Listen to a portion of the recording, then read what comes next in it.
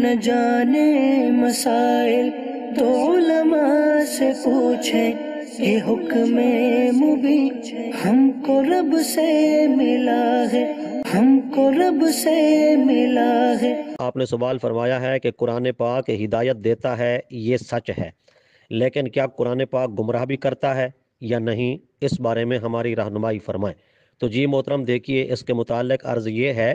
کہ یہ دونوں صورتیں، دونوں پہلو جو آپ نے سوال کے اندر بیان کیے ہیں، یہ دونوں قرآن مجید میں ہیں، دونوں قرآن پاک کا فرمان ہے، اللہ رب العزت کا فرمان ہے۔ چنانچہ ارشاد باری تعالیٰ ہے یضل بہ کثیرا ویہدی بہ کثیرا، کہ اس قرآن مجید کو پڑھ کر بہت سارے لوگ گمراہ ہو جاتے ہیں اور اسی قرآن مجید کو پڑھ کر بہت سارے لوگ ہدایت پا جاتے ہیں۔ زہر ہدایت وہی پائیں گے قرآن مجید کو پڑھ کر جنہوں نے قرآن مجید کو بھی پڑھا اور سامنے نبی پاک صلی اللہ علیہ وسلم، صحابہ کرام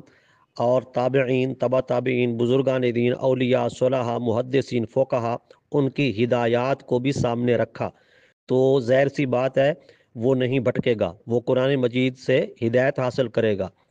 لیکن جس نے قرآن مجید کو پڑھا لیکن اس طرح پڑھا کہ نہ تو اس نے نبی کریم صلی اللہ علیہ وسلم کے فرامین سے ہدایت حاصل کی، نہ صحابہ، نہ تابعین، نہ تبع تابعین، نہ مجتہدین، نہ فقہا، نہ بزرگان دین، بلکہ شتر بے مہار بن کر قرآن مجید کو پڑھا، اس کی عقل جو ہے وہ بے لگام چلتی رہی اور اپنی عقل کے بل بوتے پر قرآن مجید کو سمجھتا رہا، تو ظاہر ہے وہ قرآن مجید کو پڑھ کر گمراہ ہو جائے گا۔ لہذا قرآن مجید پڑھ کر ہدایت بھی حاصل کی جاتی ہے اور قرآن مجید پڑھ کر